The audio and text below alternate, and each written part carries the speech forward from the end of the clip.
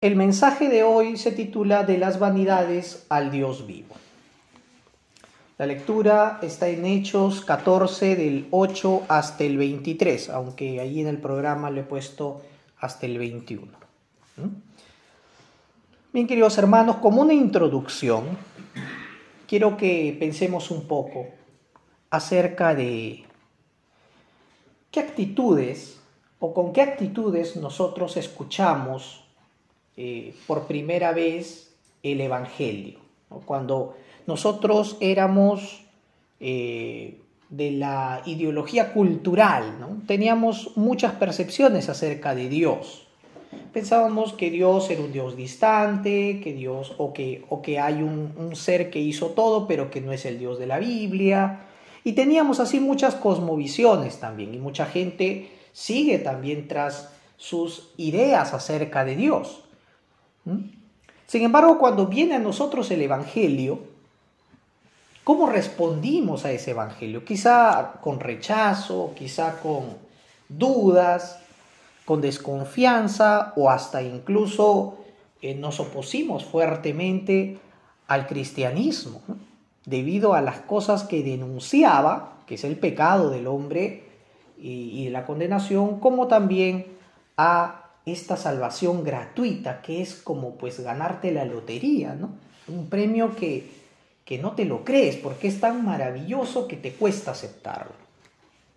Y les digo esto, hermanos, porque incluso estando en la fe, si esto pasaba siendo inconversos, ahora estando en la fe, ¿qué vanidades incluso hay en nuestras vidas que quizás seguimos manteniendo tercamente y no rendimos totalmente nuestras vidas a la enseñanza revelada bíblicamente, que es prácticamente la verdad del Dios vivo? Y lo decimos esto porque acá en Hechos 14 vamos a ver cómo es que la gente escucha, la gente de Listra escucha el Evangelio y cómo reaccionan ante esto. Quizá muchas veces cuando nos hablaron de Jesús, ¿no? El Jesús bíblico, y nosotros no habiendo leído para nada la Biblia, lo tomamos desde nuestra perspectiva, del Jesús que tú conoces sin haber leído la Biblia, ¿no?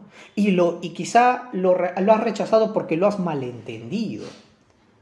O como también lo has rechazado porque te aferrabas a la idea cultural de Jesús que te has creado en tu mente, sin haber conocido las Escrituras.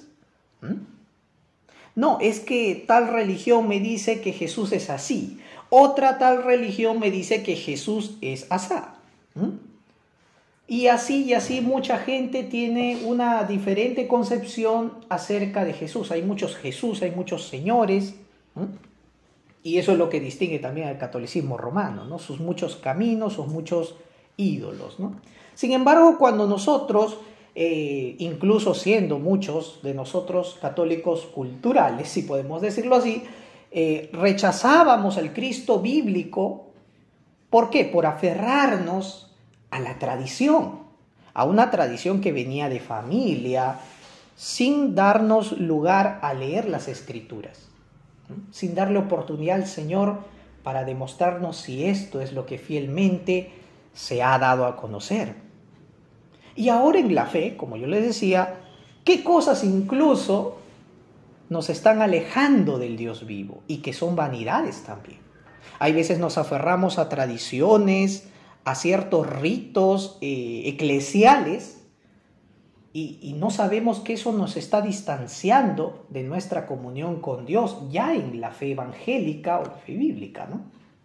Es por eso que vamos a ver aquí cómo es que el Señor nos derrumba todas estas vanidades y nos ha sacado de una vida de vanidad, de una vida en pecado, y nos ha llevado y nos acerca más a su presencia, más a conocerlo mejor, al Dios vivo y verdadero. Por eso, hermanos, vamos a comenzar, y este sermón va a tener 3 puntos. El primer punto va a ser acerca de la actitud que tomamos, hermanos. Es muy importante nuestra actitud para recibir sanidad. ¿Ya? ¿Qué actitud debemos tener? Una actitud de fe para recibir sanidad. Este es de los versículos del 8 al 10. Como segundo punto vamos a ver la fe que nos ha trasladado de la vanidad al Dios vivo. ¿Ya? Versículos del 11 al 13, y el tercer punto, que es de los versículos del 19 al 21, va a ser que la fe, ¿no?, nos permite seguir a pesar del sufrimiento que esto conlleva, ¿no?, que la fe genuina conlleva. Comencemos entonces, queridos hermanos, con el desarrollo del sermón. El primer punto, una actitud de fe para la sanidad. Y vemos que desde los versículos 8 al 10 nos dice que Pablo y Bernabé iban predicando el evangelio, ¿verdad? Pero ellos llegan a Listra, hermanos. ¿Cómo llegan? Si ustedes leen el párrafo anterior de este mismo capítulo, antes del 8, del 1 al 7, es decir, van a ver que ellos están escapando de la persecución de los judíos, porque ellos habían predicado el evangelio en una sinagoga y los están persiguiendo. Entonces ellos huyen y llegan a Listra. Y ellos desean predicar, seguir anunciando de Cristo en Listra. Y Listra, hermanos, así como algunas ciudades del Imperio Romano también, consistía de dos clases, ¿no? Primero había gente pues educada, ¿no?, conforme a la cultura griega, que hablaba griego, que era como hablar el inglés en estos tiempos, pero también había gente cuyo idioma nativo era la Licaonia, ¿ya? Entonces, esas personas eran muy humildes, ¿no? Casi no sabían mucho leer o escribir. Entonces, vemos que habían estas clases podemos decirlo, estratos sociales ahí, y ellos, estos misioneros, llegan a predicar ahí. Y obviamente no se nos dice que entraron a una sinagoga, es probable de que no hubiese sinagoga en Listra. Entonces tenían que buscar un lugar para hablarles a la gente. Y entonces ellos se situaron a la puerta oriental de la ciudad, esta que está prácticamente hacia cerca del templo de Júpiter, que estaba a las afueras de la ciudad. Y obviamente en esa puerta oriental estaban pues la concurrencia de mucha gente, ¿no? Había mucho comercio, había también en la puerta oriental también se hacían proclamaciones judiciales, ¿no? Y la gente pasaba, ¿no? Es en ese momento que también traigo un cojo ahí para que pida limosna, para que pueda beneficiarse ahí del tránsito de la gente. Y es ahí donde este cojo de nacimiento escucha la predicación del apóstol Pablo y nos dice el texto bíblico que tuvo fe para ser sanado. ¿Ya? Y acá quiero explicar un poquito acerca de esta fe para ser sanado. La palabra sanado, ¿ya?, también equivale a ser salvado, ¿ya? Podemos compararlo, si uno ve después en las interlineales puede compararlo, ¿no? Entonces, ser sanado, ser salvado se está refiriendo a lo mismo, ¿no?, a recibir salvación. Y cuando nosotros, yendo a la práctica, entonces antes de ir a este desarrollo, cuando nosotros vamos a un médico y queremos pedirle que una cura o un tratamiento acerca de ciertas enfermedades o dolencias que nosotros estamos pasando o que nos aquejan ya durante mucho tiempo, ¿qué es lo que nos motiva, ¿no? ¿Qué es lo que nos motiva pues a recibir esos medicamentos o ese tratamiento? Evidentemente el testimonio de la gente que ha sido sanada con esto, ¿verdad? Te dice, mira, esta dolencia va a persistir, pero te recomiendo un tratamiento que ha sido bueno y hay gente que se ha curado con esto. Ah, ya, doctor, deme eso, ¿no? Y si te lo recomienda el doctor, mejor, ¿no? De esta manera, hermanos, ¿qué más nosotros podemos hacer sino confiar en la evidencia salvadora de Jesucristo, que ha sanado muchos corazones? Tenemos un montón de evidencia bíblica de cuánta gente que se acercó a Jesús fue sanada. No solamente fue salvada de su pecado, sino que también fue sanada del cuerpo. Y para nosotros hoy, hermanos, ¿qué casos de aflicción o dolencias nos encontramos en la Biblia quizás semejantes a lo que estamos pasando hoy? Muchas de esas personas tenían diversos conflictos y problemas y dolencias del alma, en tema familiar, en tema de dolencias del cuerpo, en temas de problemas de la mente y muchas cosas. Y el Señor es poderoso para sanar estas dolencias.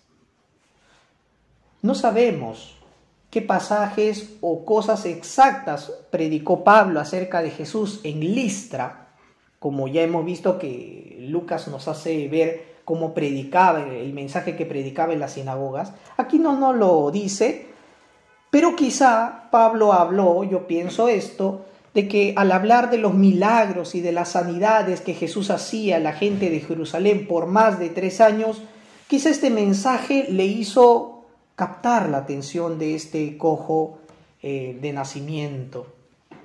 Al escuchar cómo era este Jesús Salvador, que no era como los dioses que ellos conocían culturalmente, sino que este Salvador era amoroso, bondadoso para con los que creen en Él, ¿no? Que no necesitaba que tú le dieses algo material, sino que Él te ofrecía su gracia salvadora, ¿no? Por la fe. Y nos dice el texto que Pablo se dio cuenta que este hombre tenía la fe para ser sanado. Ahora, aquí podemos decir 2 cosas. O primero, como apóstol, ¿no?, tenía la revelación del Espíritu y supo que este hombre podía ser salvado por su fe. O segundo, la actitud que este cojo de nacimiento tuvo al escuchar del Evangelio, porque nos damos cuenta, cuando una persona escucha el Evangelio y confía en las palabras de Jesús, nos damos cuenta que su actitud es favorable, que no solamente presta atención, sino es que comienza a revelársele la verdad que él no conocía. A pesar de su pobre condición, él escuchaba que Jesús podía aceptarlo y sanarlo. Nosotros, de igual manera, tenemos que tener esta actitud de fe que tuvo este paralítico, no solamente desde que creímos en Jesús, que Él era poderoso para sanar nuestra condición pecaminosa, nuestros malos hábitos, sino también nuestra vida, que ha sido dañada por el pecado, ¿no? O quizá por otras personas también. Entonces, debemos de pasar de solo escuchar de Jesús a experimentar de primera mano la sanidad del Cristo vivo. Este Cristo que sanó este paralítico, ¿no?, de su enfermedad, puede sanar tu alma, ¿no?, de ciertos pecados, dolencias, quizá que ni los tratamientos psicológicos o médicos pueden hacer. Claro que sí, pero la prioridad principal del Señor no es que uno vuelva a caminar. La prioridad del Señor es salvar tu alma. Al final de los tiempos este cuerpo se va a volver polvo, pero tu alma va a vivir eternamente. El Señor poderosamente sanó a este cojo de Listra para dar testimonio. Ahí está el propósito, para que la gente que nunca había escuchado del Evangelio pudiese creer. El Evangelio, hermanos, es sanidad para el alma del creyente, ya que confía enteramente en su Salvador. Pero es frustración y es desánimo para aquellas personas enfermas que solo buscan una cura barata. ¿Han visto a la gente que solamente va al hospital, ¿no?, y dicen, ¿sabes qué? Dame una pastilla, pum, y ya, y vuelvo a mi vida? Entonces, para esas personas que solamente se acercan a Jesús por intereses personales, sin anhelar conocerlo, sin anhelar tener una relación eterna con Él, va a ser frustración y desánimo. Pero aquellos que tienen una fe sincera como la tuvo este paralítico, van a pasar de las vanidades a conocer al Dios vivo. Tenía muchos dioses en Listra, pero ninguno de ellos lo ayudaba a este cojo. Desde su nacimiento hasta ese momento, no sabemos cuántos años tenía. Dios va salvando y sanando nuestros hábitos, dolencias del alma que muchos enfrentamos hasta hoy. El cristiano, desde que se convierte a Cristo, hermanos, está en proceso de sanidad. No es que ya está sanado totalmente de su mente, de su alma, sino que el Señor va sanándonos en este camino de la santificación. El Señor Jesús durante 3 años anunció las buenas nuevas de la salvación al pueblo judío. ¿Y qué resultó? Mucha gente convertida por la sanidad efectiva de su palabra. ¿Qué falta entonces, hermanos?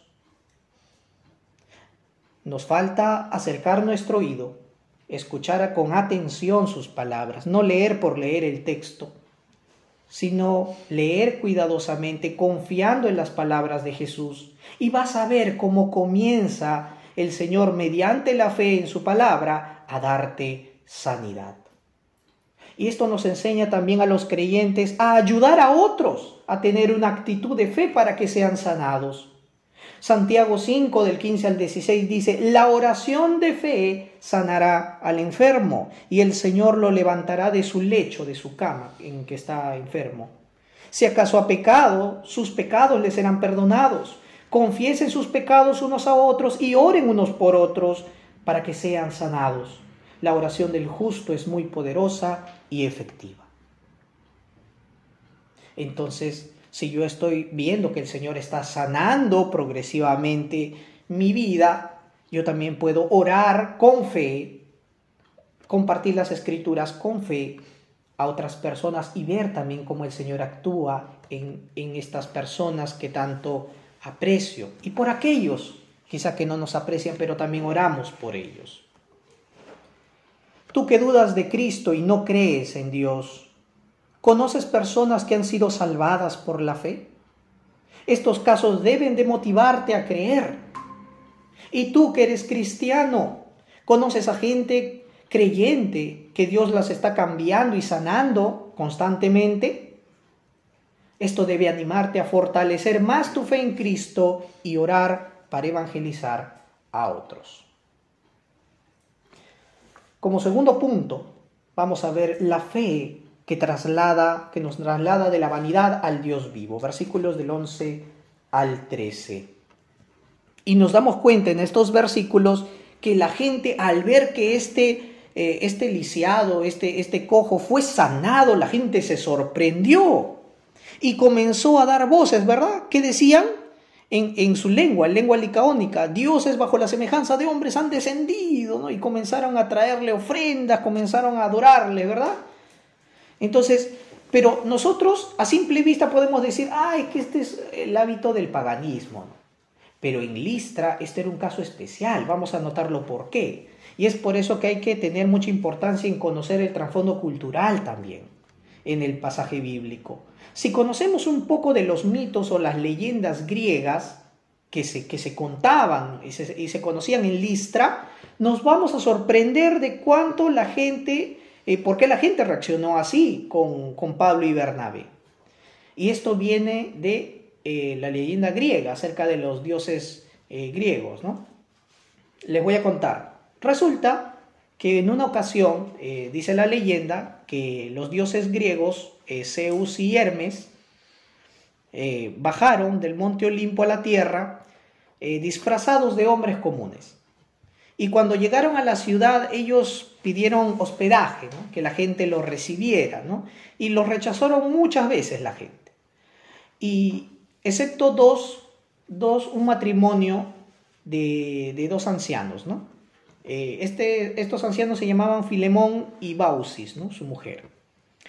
Ellos sí los recibieron, ¿no? A Zeus y a Hermes, y como consecuencia del rechazo de la gente a estos dioses, vino el castigo, ¿no? El castigo de los dioses, y vino una gran inundación por su falta de hospitalidad, ¿no? Muchos murieron, excepto la casa de esta pareja de ancianos campesinos, ¿no?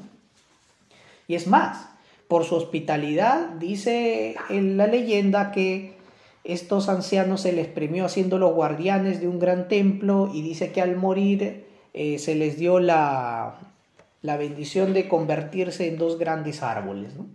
Eso dice la leyenda. Entonces, con esto, ya sabiendo esto, es por eso que ahora sí no nos parece extraño de que cuando ocurre este milagro de la sanidad a este cojo, la gente se haya acordado, ¿no? Esto solamente lo puede hacer los dioses o Dios, ¿no? Un poder superior. Entonces, no quiero que la calamidad de la leyenda venga sobre esta ciudad, como hace mucho tiempo cuentan las leyendas. Es por eso que cuando ellos fijaron los ojos en Pablo y Bernabé, los interpretaron con sus ideas, con sus cosmovisiones, y dijeron, Bernabé es Zeus, y Pablo es Hermes. Y nosotros sabemos, pero acá nos dice el texto, Júpiter y Mercurio, ¿verdad? Zeus es el dios griego y Júpiter es el mismo Zeus, pero para los romanos. Entonces, y Hermes es el dios griego, pero Mercurio es para los romanos, es los mismos dioses. ¿Ya? Entonces, y como veían que Pablo era el que anunciaba, proclamaba el evangelio y Bernabé estaba acompañándolo así, ¿no? Posiblemente parado así con su figura de autoridad, ¿no? Es posible que la gente interpretara y dijese, ¿no? El vocero, el siervo, el que anuncia, ese es Hermes, Pablo, porque lo vemos hablar a él nada más. Y Zeus, como es digno autoridad, ¿no? Él está ahí nada más, ¿no? ¿Cómo se va a rebajar a hablarle a la gente, ¿no? Ahí entonces Bernabé es ese, bueno, es Zeus, es Júpiter. Y por eso interpretaron de esta manera, ¿ya? Y por eso comenzaron a proclamar y diciendo, los dioses han venido, hay que darle ofrendas, si no van a castigarnos. Y es justamente esa era la idea de lo que tenía la gente acerca de los dioses de la mitología. No eran dioses benevolentes, eran dioses interesados, eran dioses inmorales, corruptos, vengativos. Y vemos que el Dios de la Biblia contrasta totalmente con estas figuras de las leyendas. Por eso vemos acá, versículos 11 y 12, se da la gran confusión. Malinterpretan a Pablo y a Bernabé y les dicen que son dioses, ¿no? Y el versículo 13 vemos que la gente ofrece sacrificios. ¿Qué nos dice ahí? Que la confusión da lugar a la idolatría. Cuando nosotros no conocemos bien al Dios de la Biblia, al Cristo revelado en las Escrituras, eso va a terminar en idolatría, hermanos. Por eso el Señor nos manda a leer y examinar atentamente las Sagradas Escrituras en su contexto cultural, en el texto gramaticalmente, para poder dar una fiel interpretación. Volviendo al texto, hermanos, cuando ellos logran comprender la situación, porque miren, Pablo y Bernabé pues hablaban en griego, pero ellos posiblemente no sabían la lengua licaónica. Entonces cuando la gente está hablando en lengua licaónica, hay que adorarlos a estos dioses que han venido en forma humana. Ellos no saben lo que está pasando. Ellos no saben qué están hablando. Es por eso que posiblemente mientras que la gente traía las cosas, ellos no entendían, hasta que el momento que posiblemente alguno de ellos les tradujo, le dijo, no, los están adorando porque están diciendo que ustedes son dioses. En ese momento rasgaron sus ropas, dice. Y ese rasgar de las ropas es señal de rechazo rotundo o también señal de dolor hacia algo, ¿no? Y ellos con esto estaban rechazando totalmente esto que estaban haciendo, ¿no? Que los querían adorar. No. El hombre jamás debe de ser adorado. El único ser que merece toda la adoración, toda la alabanza, toda la gloria, es Dios. Ningún hombre, por muy santo que sea. Es por eso que en el versículo 15, la primera parte, vamos a ver que ellos van a decir quiénes son. Y después va a decir qué anuncian. ¿Quiénes son? No somos dioses, sino hombres como ustedes. Somos humildes mensajeros nada más. No hay siervo, ni profeta, ni santo que pueda ni deba reclamar para sí mismo adoración. La adoración es exclusiva de Dios. Por eso ellos lo rechazaron rotundamente. Y notamos cómo es que varias religiones adoran a los santos. Adoran a las figuras bíblicas. Hasta adoran a los ángeles. Ni aún los mismos ángeles aceptan la adoración exclusiva de Dios. Y acá lo demuestra.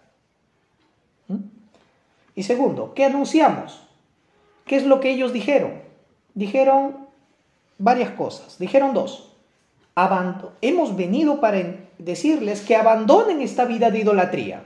Y segundo, que se conviertan y adoren al Dios vivo. Esto es lo que anunciamos. Primero, que abandonen la idolatría. ¿Por qué? Porque los ídolos y dioses que ustedes tienen no tienen poder, no tienen vida. Las estatuas, las imágenes que ustedes tienen y que dicen que los beneficia. ¿Y por qué la gente adoraba a estos ídolos? Porque les tenían miedo, pues. Ay, si no le adoro va a venir la calamidad, pues. Esta era la concepción. No es que los querían, era que vivían en terror. Estos ídolos no tienen poder. Tienen orejas y no oyen, narices y no huelen, manos y no tocan, pies y no andan, garganta tienen pero no emiten ningún sonido. Igual de vanos que estos ídolos son quienes los hacen y quienes confían en ellos, dice el Salmo 115 del 6 al 8. Y lo segundo, que se conviertan y adoren al Dios vivo y verdadero. El Dios vivo, hermanos, no nos creó a los seres humanos por algún capricho o porque necesitara algo de nosotros, como es lo que pensaban de los dioses estos de Listra. Dios no vino a la tierra en semejanza de hombre para condenar a la humanidad. Él vino para bendecirnos en abundancia. No hay dioses para cada cosa, que es la concepción de este mundo antiguo, ¿no?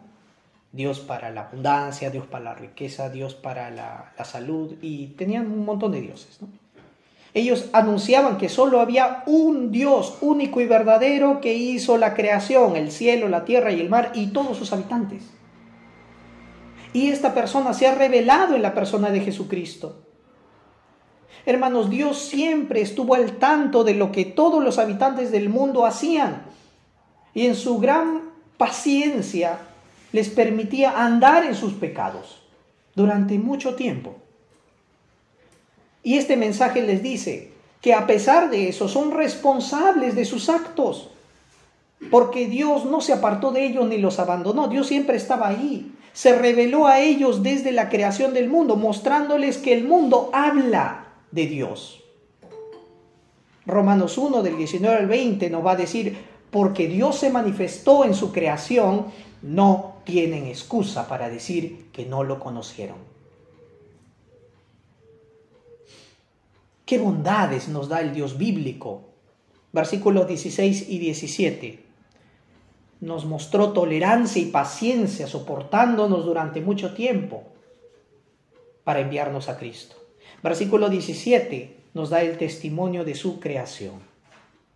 Y en este versículo 17 vemos cómo es que Dios durante mucho tiempo ha dado lluvias para que haya cosecha, para que haya alimentos, dándonos buen clima. Y para todo esto, para que el hombre pudiese tener alegría en su alma. ¿Se dan cuenta? El hombre por sí mismo, hermanos, es incapaz de crear gozo para el corazón. ¿Puedes tener gozo de la nada? ¿Sacar gozo de la nada? Si tú gozas algo aquí en esta tierra, es porque Dios te lo permite que tengas ese gozo. Todo lo creado está puesto para el deleite y el gozo del hombre. Hermanos, Dios ha suplido al hombre, le ha provisto de todas las cosas, todo lo que necesite para que sea feliz, para que lo reconozca. Pero el hombre, aún con todo esto, se niega a reconocerlo. Ahora, hermanos, ¿qué tiene que ver con esto, con nuestra situación actual? Es que, hermanos, hoy en día es común escuchar a la gente decir que todas las religiones son iguales. El cristianismo, Jesucristo, es lo mismo que los dioses de las mitologías. Es una copia de Osiris, de Ra, de Adonis y de muchas religiones. Pero esto es una gran falacia, hermanos. Porque cuando comienzas a investigar, a sujetar estos testimonios, comienzas a tomar los escritos de relatos acerca de esto y comienzas a contrastarlo con el Evangelio y comienzas a someterlo a una investigación científica seria, te vas a dar cuenta que no soporta el mínimo rigor. Se desbarata. Así que cuando la gente lee superficialmente y dice, ay, que este Jesús es muy parecido a todo esto, realmente no sabe lo que dice. Y vamos a dar dos ejemplos. Primero, el error de la causa falsa. Y segundo, el error de la terminología. Primero, nos habla del error de la causa falsa. ¿Qué?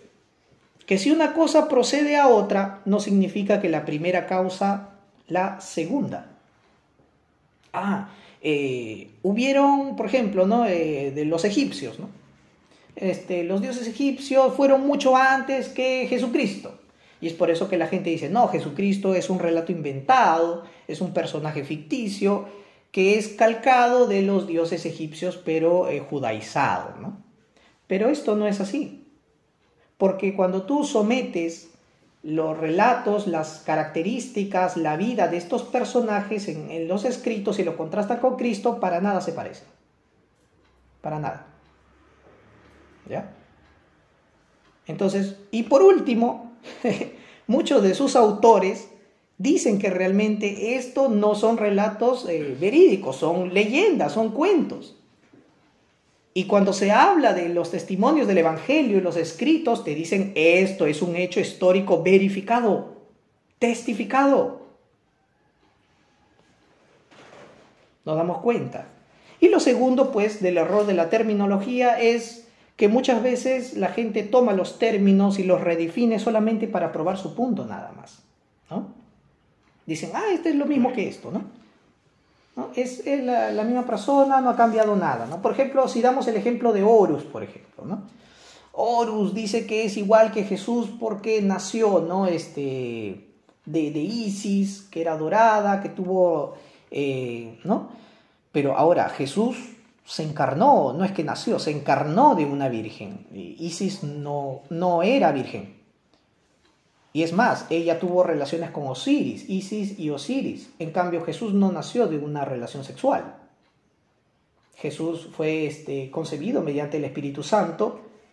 Horus no murió crucificado, Jesús murió crucificado. Horus no resucitó, Jesús resucitó. Sí, y así, podemos contrastarlo con varios personajes antes de Jesús, incluso las leyendas después de Jesús en otras culturas, se van a dar cuenta que dista mucho. Y incluso la gente dice, no, pero es posible que hayan cambiado la historia ya. ¿Cuánto se necesita para demostrar esto? Tienen que pasar al menos 2 generaciones, hermanos. ¿Para qué? Para que la gente pueda corroborar el relato histórico y pueda decir, oye, lo que dice ahí es cierto, lo que dice ahí no es cierto. Porque hay gente que lo ha podido testificar, escuchar y ver. Y así exponer el error. Pero ¿qué ocurre con el Nuevo Testamento, hermanos? Que muchas veces es atacado, ¿no? Hasta más no poder. La gente que vivió con Jesús, conoció a Jesús, escuchó de Jesús, estuvo ahí en el Calvario, mucha gente lo confirmó. Tanto los enemigos como los que creían en él, y ninguno de ellos desacreditó el Nuevo Testamento. El tiempo en el cual se escribió eran años nada más. Para decir que un texto se ha corrompido, debían de ser un tiempo desde que se escribió hasta que se copió, debía de pasar mucho tiempo, pero cuando vemos la duración, el tiempo de copia del manuscrito, vemos que es demasiado corto el tiempo. Entonces no hay lugar a falsear un texto ni decir que esto fue alterado. Tenemos un montón de copias para decir que esto es verídico. Es más, podríamos decir que incluso las religiones post-cristianas son una copia de Jesús, copia barata del Señor Jesús. Eso sí podemos decirlo, ¿no? Que la única intención que tienen es desvirtuar o confundir el mensaje del Evangelio. Y de igual manera que Jesús es superior y está por encima de cualquier Dios falso, de cualquier otra idea o cosmovisión del mundo, hermanos, hoy en día la voz del Evangelio resuena en nuestras mentes, se dirige a nuestros corazones como una espada de doble filo, y así como les preguntó Jesús a sus discípulos en Cesarea de Filipo, en Mateo 16:15, te pregunta hoy directamente a tu alma, ¿y tú, quién dices que soy yo? ¿Qué respuesta le daremos si no es, tú eres el Cristo, el Hijo del Dios viviente? Como último punto, hermanos, la fe que te permite seguir a pesar del sufrimiento. Versículos del 19 hasta el 23, si podemos decir.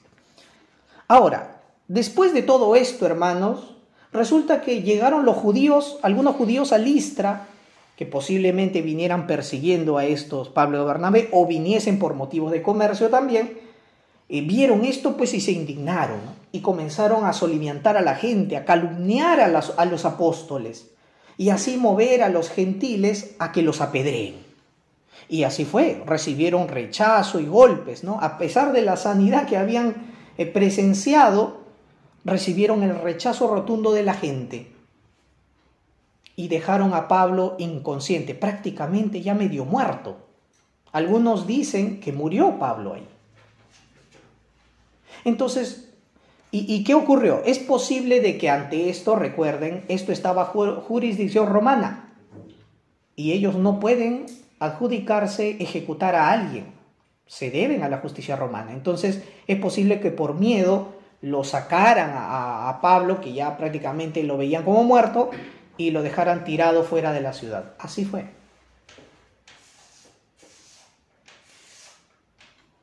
Es posible que Pablo, después de que haya pasado esto, recordara al mártir Esteban. ¿Se acuerdan cómo murió Esteban?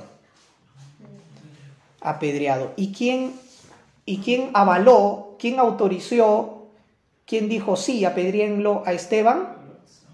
Pablo. Y Pablo es consciente de que esto él lo aprobó, lo apoyaba en su ignorancia.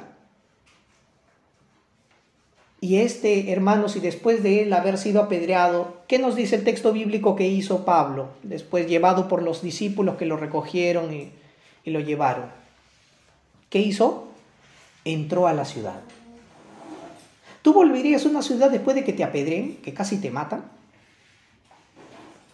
Nadie en su sano juicio diría, oye, ¿por qué vas a volver ahí? ¿Quieres que de nuevo te agredan? Pero sí, hermanos, pienso que el ejemplo de Esteban le habría dado el apóstol Pablo más ánimo, valor y motivación para volver a esta ciudad. Primera de Timoteo 1, 12, 14 dice, doy gracias al que me fortaleció, a Cristo Jesús nuestro Señor, porque me tuvo por fiel poniéndome en el ministerio, habiendo yo sido antes blasfemo, perseguidor e injuriador. Mas fui recibido a misericordia porque lo hice por ignorancia, lo hice en incredulidad. Pero la gracia de nuestro Señor fue más abundante con la fe y el amor que es en Cristo Jesús.